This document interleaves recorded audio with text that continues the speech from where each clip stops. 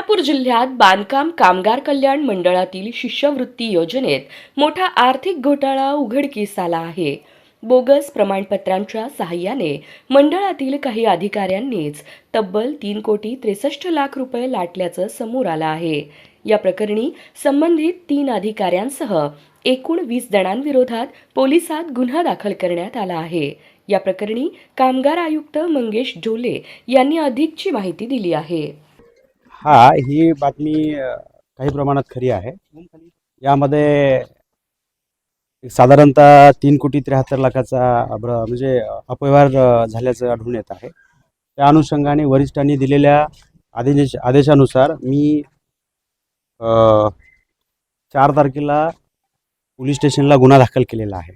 याबाबत चौकशी चालू आहे. किती लोकांवरती गुन्हा दाखल केलेला आहे आणि काय प्रमुख कारण आहेत, काय नक्की भ्रष्टाचार झालेला आहे? चुकीचे कागदपत्र सादर करून किंवा खोटे कागदपत्र सादर करून शासनाची योजना उचलल्याचा प्राथमिक दिसून येत आहे. आणि त्याच्यामध्ये आमच्या कार्यालयाचे 3 अधिकारी नोंदणी अधिकारी आहेत, त्यांचं नाव आहे. त्याच्या अनुषंगानेच आम्ही गुन्हा दाखल केला. कोण-कोणाची नावं आणि काय निलंबित केल्याचं देखील आपण काल आदेश निलंबित केलेलं आहे. शासनाच्या आदेशाने त्यांना सोमवारीच निलंबित केलेलं आहे. तर यामध्ये राजपूत, पवार आणि सूर्यवंशी असे 3 अधिकारी आहेत. अजून या प्रकरणाची व्याप्ती वाढण्याची शक्यता आहे का? अजून प्रकरण जे आहे ते असू शकतात. आता या प्राथमिक लेवलला तर एवढाच आहे आणि अधिकाऱ्यांना सस्पेंड केलंय. आता जो खरा दोषी आहे ते पोलीस तपास करेल आणि संबंधितावर काय असेल ते योग्य ते गुन्हे दाखल. कशा स्वरूपाचे मोडस होते, काय केलं एकंदरीत?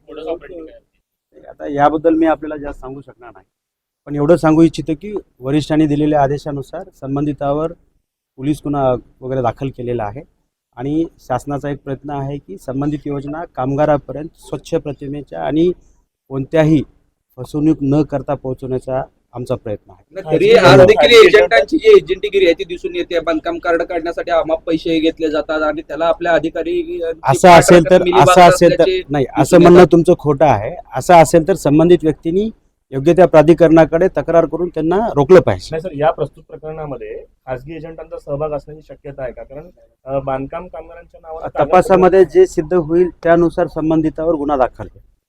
काही लोकांचे नावं आहेत ते आपल्याला समजतील. गुन्हा दाखल झालेला आहे, काय असेल ते सिद्ध होईल. कुठे गुन्हा दाखल झाला? सदर फौजदार चौडी पोलीस स्टेशनला गुन्हा दाखल झाला. थँक्यू. फौजदार चौधरी